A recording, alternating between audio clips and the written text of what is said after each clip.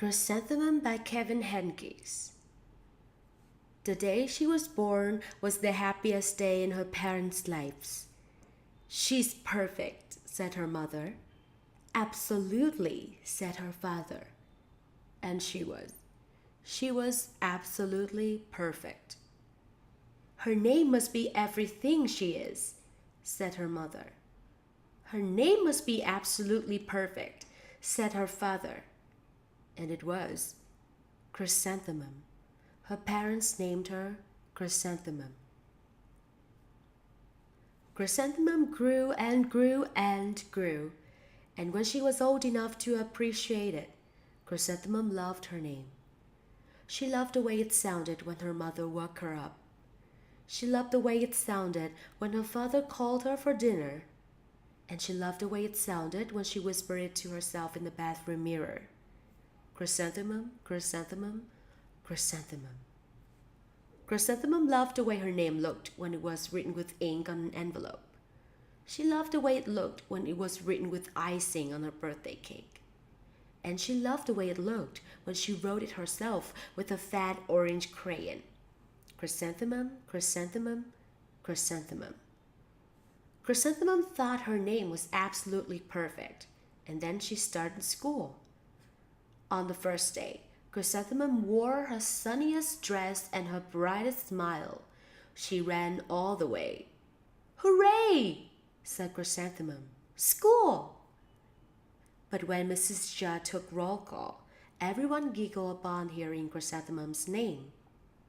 "It's so long," said Joe. "It scarcely fits on your name tag," said Rita, pointing. "I'm named after my grandmother," said Victoria. "You're named after a flower." Chrysanthemum wilted. She did not think her name was absolutely perfect. She thought it was absolutely dreadful. The rest of the day was not much better. During nap time, Victoria raised her hand and informed Mrs. Judd that Chrysanthemum's name was spelled with 13 letters. "That's exactly half as many letters as there are in the entire alphabet," Victoria explained. "Thank you for sharing that with us, Victoria," said Mrs. Judd. "Now put your head down." "If I had a name like yours, I'd change it," Victoria said as the students lined up to go home. "I wish I could," thought Chrysanthemum miserably. "Welcome home," said her mother. "Welcome home," said her father. "School is no place for me," said Chrysanthemum. "My name is too long. It scarcely fits on my name tag, and I'm named after a flower." "Oh, pish," said her mother. "Your name is beautiful and precious and priceless and fascinating and winsome," said her father. "It's everything you are," said her mother. "Absolutely perfect," said her father. Chrysanthemum felt much better after her favorite dinner, macaroni and cheese with ketchup, and an evening filled with hugs and kisses and parcheesi. That night, Chrysanthemum dreamed that her name was Jane. It was an extremely pleasant dream. The next morning, Chrysanthemum wore her most comfortable jumper. She walked to school as slowly as she could. She dragged her feet in the dirt. "Chrysanthemum, chrysanthemum, chrysanthemum," she wrote. "She even looks like a flower," said Victoria as Chrysanthemum entered the playground. "Let's pick her," said Rita, pointing. "Let's smell her," said Joe. Chrysanthemum wilted. She did not think her name was absolutely perfect. She thought it was absolutely dreadful. The rest of the day was not much better. During nap time, Victoria raised her hand and said, "A chrysanthemum is a flower. It lives in a garden with worms and other dirty things." "Thank you for sharing that with us, Victoria," said Mrs. Judd. "Now put your head down." "I just cannot believe your name," Victoria said as the students lined up to go home. Neither can I, thought Chrysanthemum miserably. Welcome home, said her mother. Welcome home, said her father. School is no place for me, said Chrysanthemum. They said I even look like a flower. They pretended to pick me and smell me. Oh, pish, said her mother. They're just jealous, and envious and begrudging and discontented and jaundiced, said her father. Who wouldn't be jealous of a name like yours? Said her mother. After all, it's absolutely perfect, said her father. Chrysanthemum felt a trifle better after her favorite dessert, chocolate cake with buttercream frosting, and another evening filled with hugs and kisses and parcheesi. That night, Chrysanthemum dreamed that she really was a chrysanthemum. She sprouted leaves and petals. Victoria picked her and plucked her leaves and petals one by one until there was nothing left but a scrawny stem. It was the worst nightmare of Chrysanthemum's life.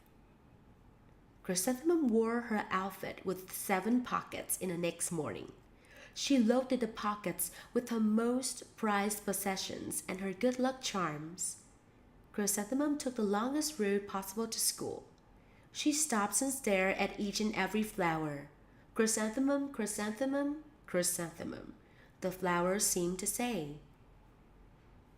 That morning, the students were introduced to Mrs. Twinkle, the music teacher. Her voice was like something out of a dream and was everything else about her. The students were speechless. They thought Mrs. Twinkle was an indescribable wonder. They went out of the way to make a nice impression. Mrs. Twinkle led the students in scales. Then she assigned roles for the class musical. Victoria was chosen as the dainty fairy queen. Rita was chosen as the spiffy butterfly princess. Jo was chosen as the all-important pixie messenger. And Chrysanthemum was chosen as a daisy. Chrysanthemum's a daisy, chrysanthemum's a daisy, Jo, Rita, and Victoria chanted, thinking it was wildly funny. Chrysanthemum wilted. She did not think her name was absolutely perfect. She thought it was absolutely dreadful. What's so humorous? Asked Mrs. Twinkle. Chrysanthemum, was the answer. Her name is so long, said Jo. It scarcely fits on her name tag, said Rita, pointing. I'm named after my grandmother, said Victoria. She's named after a flower. My name is long, said Mrs. Twinkle. Is it? Said Jo. My name would scarcely fit on my name tag, said Mrs. Twinkle. It would? Said Rita, pointing. And, said Mrs. Twinkle, I'm named after a flower too. You are? Said Victoria. Yes, said Mrs. Twinkle. My name is Delphinium, Delphinium Twinkle. And if my baby is a girl, I'm considering Chrysanthemum is a name. I think it's absolutely perfect. Chrysanthemum could scarcely believe her ears. She blushed, she beamed, she bloomed. Chrysanthemum, chrysanthemum, chrysanthemum. Jo, Rita, and Victoria looked at Chrysanthemum longingly. Call me Marigold, said Jo. I'm Carnation, said Rita, pointing. My name is Lily of the Valley, said Victoria. Chrysanthemum did not think her name was absolutely perfect. She knew it.